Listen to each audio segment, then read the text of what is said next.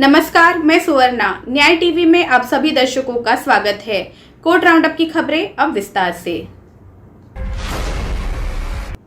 महाराष्ट्र के पूर्व गृह मंत्री अनिल देशमुख की गिरफ्तारी के बाद अब वर्तमान डिप्टी सीएम अजित पवार पर एक और केंद्रीय एजेंसी का शिकंजा कसता हुआ नजर आ रहा है।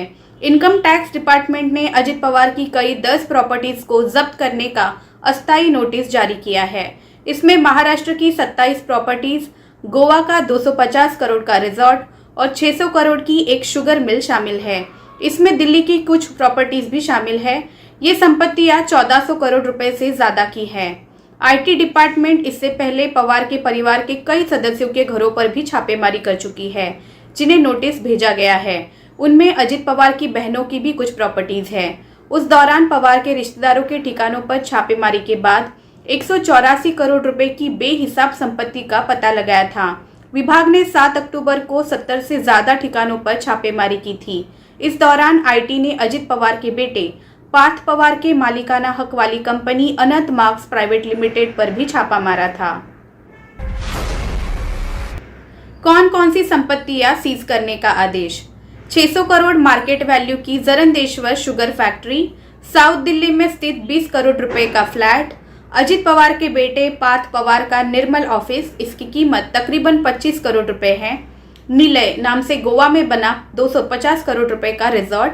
इसके अलावा पुणे, मुंबई समेत महाराष्ट्र की 27 अलग अलग जगहों की जमीन भी इसमें शामिल है।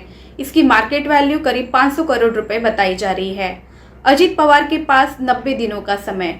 शरद पवार के भतीजे और राष्ट्रवादी कांग्रेस पार्टी के नेता अजित पवार के पास ये साबित करने के लिए अब 90 दिनों का समय होगा कि इनकम टैक्स डिपार्टमेंट द्वारा अटैच की गई संपत्तियां बेनामी पैसे से नहीं खरीदी गई हैं।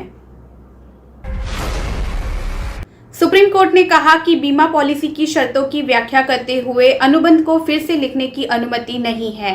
न्यायमूर्ति संजीव खन्ना और न्यायमूर्ति बेला एम त्रिवेदी की पीठ ने कहा कि बीमा पॉलिसी की शर्तों को सख्ती से समझा जाना चाहिए। अदालत ने कहा कि बीमा के अनुबंध में उबेरिमा फाइड्स यानी बीमित व्यक्ति की ओर से पूरे विश्वास की आवश्यकता होती है। शिकायतकर्ता के पति ने जीवन सुरक्षा योजना के तहत 14/4/2012 को जीवन बीमा निगम से एक जीवन बीमा पॉलिसी ली थी, जिसके तहत निगम द्वारा 3,75,000 रुपए का आश्वासन दिया गया था और दुर्घटना से मृत्यु के मामले में 3,75,000 रुपए की अतिरिक्त राशि का भी आश्वासन दिया गया था। उनके साथ एक दुर्घटना हुई और 21 मार्च 2021 को चोटों के कारण उनकी मृत्यु हो गई। पति की मृत्यु के बाद शिकायतकर्ता ने एलआईसी के समक्ष दावा दायर किया। उसे 3,75,000 रुपए की राशि का भुगतान किया गया था, लेकिन अतिरिक्त राशि 3,75,000 रुपए का दुर्घटना दावा लाभ के लिए भुगतान नहीं किया गया था। केरल हाईकोर्ट ने मंगलवार को सोने की तस्करी के मामले में मुख्य आरोपी स्वप्ना सुरेश और आरोपी सरित पीएस को 25 लाख रुपए का जमानत बॉन्ड भरने के और इसके साथ ही 2 जमानतदार पेश करने की शर्त पर जमानत देने का निर्देश दिया।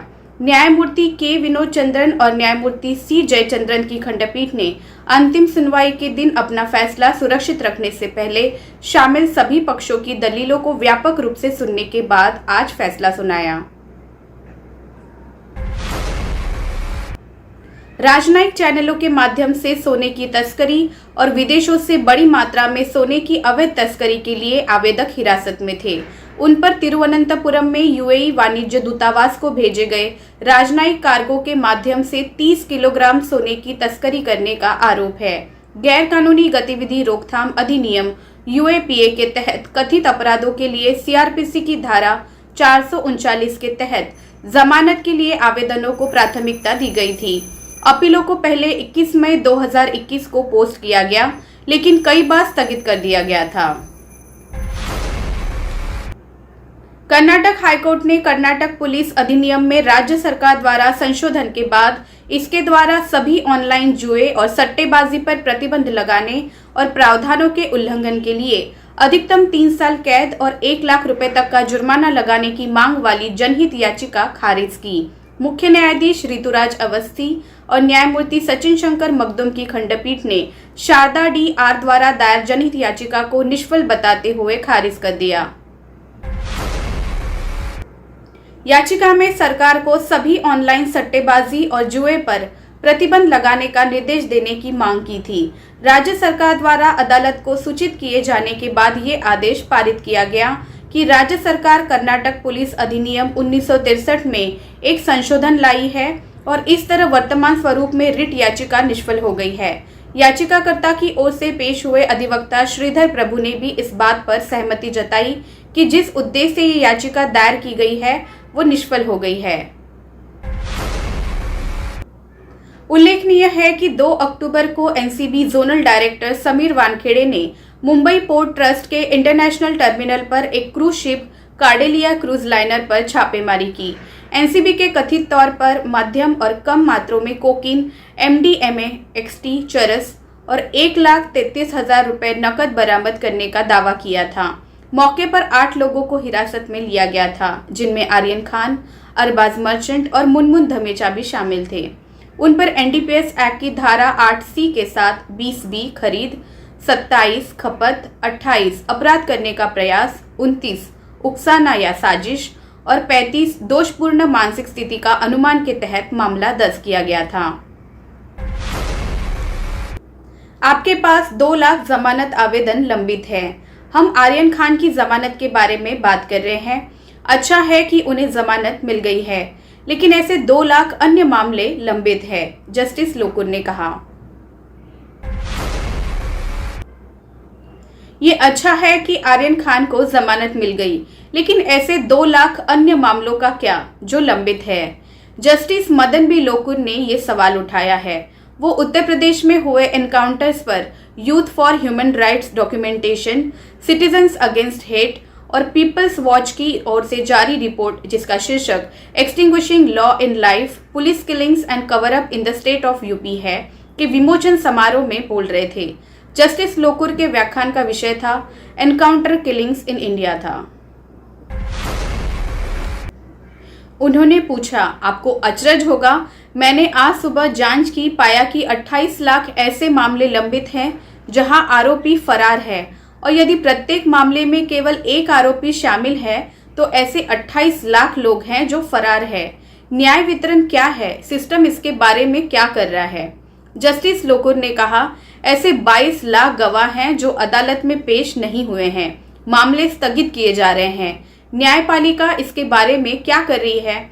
एनकाउंटर को अंतिम चरण माना जाता है, लेकिन मेरे अनुसार उसके बाद एक और चरण है जब व्यक्ति यानी पीड़ित पूरी तरह से गायब हो जाता है। हम चौथे चरण के बारे में बात कर रहे हैं और ये उस तरह का न्याय है जो शायद दिया जा रहा है। उन्होंने बताया, निचली अदालतों में 2.95 करोड़ आपराधिक मामले लंबित हैं। हम उनका निस्तार कैसे कर रहे हैं। लोग तंग आ जाएंगे, फिर वे कहेंगे मैं कानून अपने हाथ में लूंगा, तब आपके सामने एक बड़ी समस्या होगी। जस्टिस लोकुर ने जोर देकर कहा कि एनकाउंटर में हो रही हत्याओं का लोगों को उठाकर गायब करने का कोई औचित्य नहीं है। बिहार के औरंगाबाद जिले में जिला विधिक सेवा प्राधिकरण DLSA ने एक अभूतपूर्व कदम उठाते हुए हाल ही में जनता के बीच कानूनी जागरूकता फैलाने के लिए 8 ट्रांसजेंडर व्यक्तियों को जोड़ा है। ये पहला उदाहरण है जहां ट्रांसजेंडर व्यक्तियों को राज्य की न्यायिक प्रणाली के सामने लाया गया है। पिछले शुक्रवार को एक विशेष समारोह के दौरान जिला जज सहित न्यायिक अधिकारियों की मौजूदगी में 8 ट्रांसजेंडर व्यक्तियों को टीम के सदस्य के रूप में शामिल किया गया था।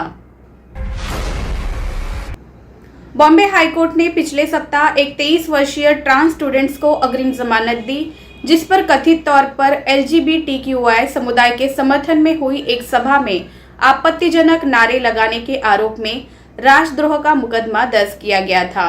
जस्टिस NJ जमादार की खंडपीठ उर्वशी चूड़ावाला द्वारा दायर याचिका पर सुनवाई कर रही थी, जिसमें भारतीय दंड संहिता की धारा 124A, 153B और 505 सहपठित धारा 34 के तहत दंडनीय अपराधों में दर्ज मुकदमे में गिरफ्तारी से पहले जमानत की मांग की गई थी। फिलहाल बस इतना ही। अन्य खबरों के लिए जुड़े रहिए न्याय टीवी के साथ। नमस्कार।